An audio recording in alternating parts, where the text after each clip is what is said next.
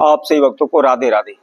तो आज हम सही भक्तों के लिए इस वीडियो के माध्यम से, इस चैनल के माध्यम से एक ऐसी जानकारी बताने वाले हैं, यदि आपका भाग्य साथ नहीं दे रहा, आपकी किस्मत जागृत नहीं हो रही, तो ऐसे में आप क्या करें।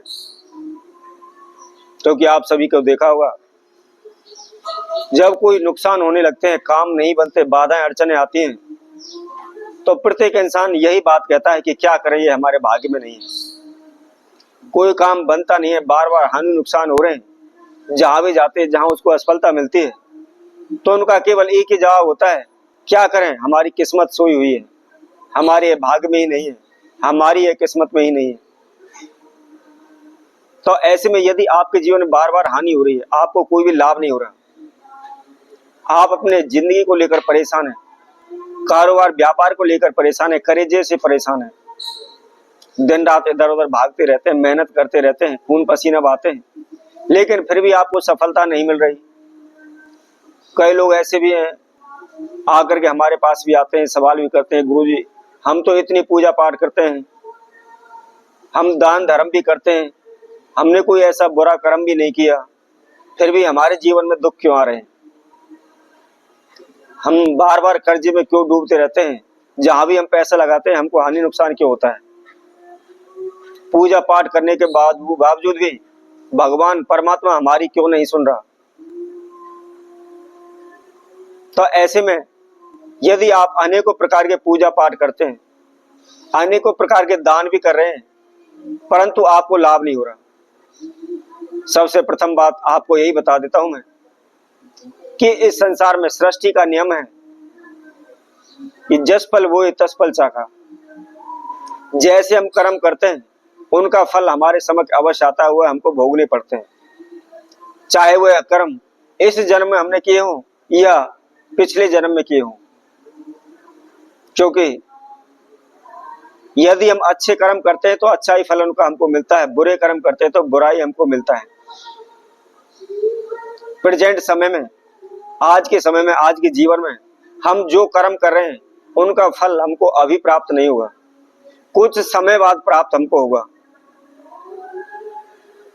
तो इसकी वजह से आज हमको जो परेशानियां झेलनी पड़ रही, समस्या आ रही हैं, तो ये ना समझे कि हमने अभी तो ऐसा कोई कर्म, बुरा कर्म किया ही नहीं है, तो हमको ऐसे सजा क्यों मिल रही है। तो आज हम जो भोग रहे हैं वह हम पीछे जो कर चुके हैं उसका फल आज हमको प्राप्त हो रहा है।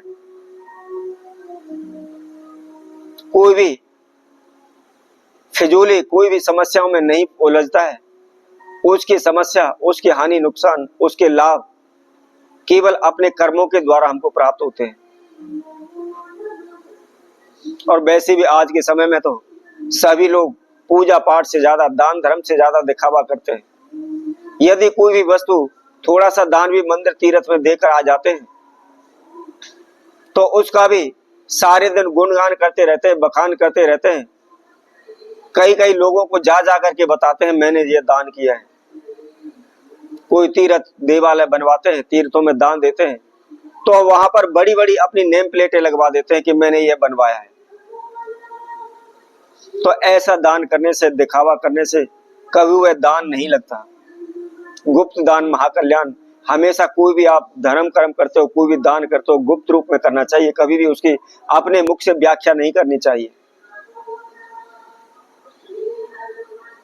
यदि आपका भाग्य जागृत नहीं हो रहा, आपको बार बार हानि नुकसान हो रहे हैं, तो ऐसे में आप क्या करें। आइए इसके लिए हम बहुत ही उत्तम एक उपाय, आपको विधि एक आपको बताते हैं, जिसको करने से निश्चित ही आपका सोया हुआ भाग्य जागृत हो जाएगा, आपकी किस्मत चमकने लगेगी। तो जो भी भक्तजन इस वीडियो को जो देख रहे हैं, हमारे साथ आखिर तक जुड़े रहे, इस वीडियो को अच्छी तरह से सुने। और किसी भक्त ने हमारे चैनल को अभी सब्सक्राइब नहीं किया हुआ, सब्सक्राइब करें, लाइक करें, कमेंट बॉक्स में जाकर के राधे राधे अवश्य लिखें। सर्वप्रथम पहला नियम आप धारण करें, कभी भी आप किसी भी गरीब की हाय ना ले, किसी गरीब को ना सताएं। इसके साथ साथ कभी पशु पक्षियों पर आप दुराचार ना करें, उनको कष्ट ना दें। और इस संसार में यदि आप शीघ्र धनवान बनना चाहते हैं, आप कहते हैं कि ऐसा कौन सा दान धर्म है जिसको करने से हम धनवान बनते हैं, हमारे धन में वृद्धि होती है, तो सबसे बड़ा हमारा दान धर्म केवल अन्न का दान है।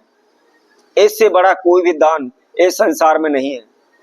यदि हम चाहते हैं कि कभी भी हमारे जीवन में कर्जा ना चढ़े, कभी भी हमारे घर में धन की कमी ना रहे, कभी भी हमको भिखारी ना पड़ना पड़े, दूसरों के समक्ष हाथ पैसे के लिए ना फैलाने पड़े, तो ऐसे में आप अन्न का दान कीजिए।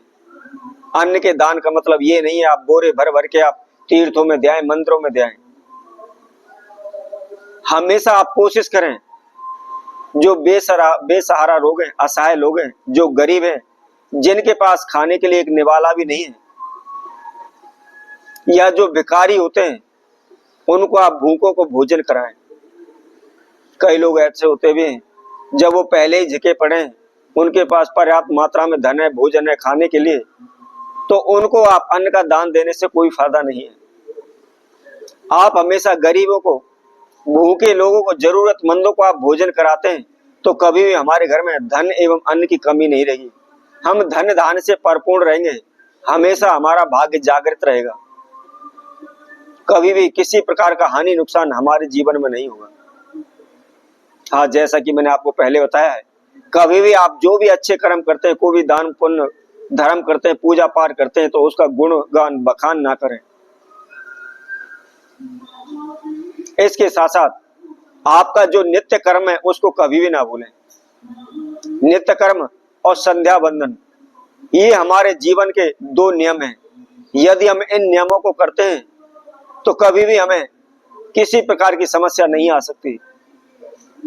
ऐसी हमें कोई भी आवश्यकता नहीं है कि हम दिन रात परमात्मा का नाम रटते रहें, माला लेकर के बैठ जाएं। आप अपने काम धंधे को छोड़ दें, परिवार को छोड़ दें, केवल राम का नाम रटते रहें। यदि आप नित्य कर्म और सत्य संध्या बंदन करते हैं तो आपको कोई भी जप तप करने की आवश्यकता नहीं पड़ेगी। तो इसी तरह आपसे व्यक्तों के लिए और नए उपाय के साथ, नई वीडियो के साथ आप सभी के साथ उपस्थित होंगे। तब तक के लिए सभी भक्तों को राधे राधे।